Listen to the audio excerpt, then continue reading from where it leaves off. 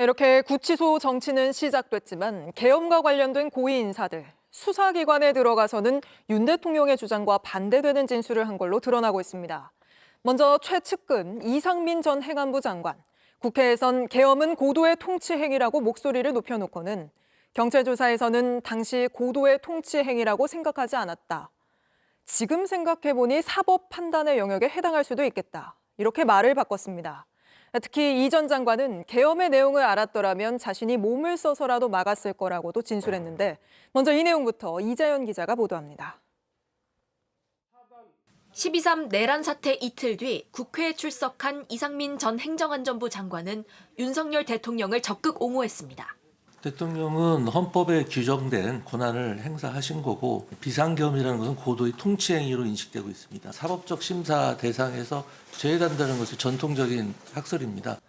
그런데 이 발언 이후 열흘가량 지난 12월 16일 경찰 조사에 나가선 전혀 다른 말을 했습니다.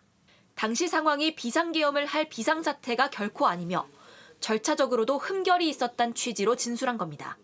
이 전 장관은 지금 생각해보니 사법 판단 영역에 해당할 수도 있겠다며 당시 고도의 통치 행위라고 생각하지 않았다고 말을 바꿨습니다.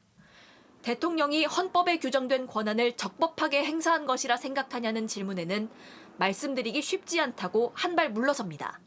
그럼 국회에서 발언한 건 무엇이냐는 질문엔 야당의 정치적 공세에 정무적으로 대응한 것뿐이라면서 계엄의 실질적인 내용을 알았더라면 몸을 써서라도 막았을 거라고 했습니다.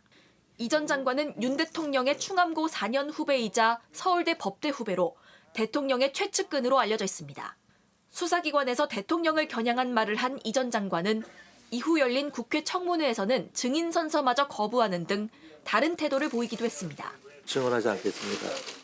오늘 모든 증언 거부하려고 뭐하러 이 자리에 나오셨어요? 소환을 하셨기 때문에 나왔습니다.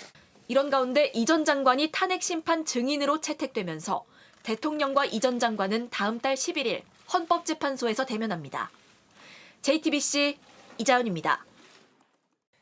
JTBC 뉴스를 시청해주셔서 고맙습니다. 저희는 저녁 6시 30분 뉴스룸에서 뵙겠습니다.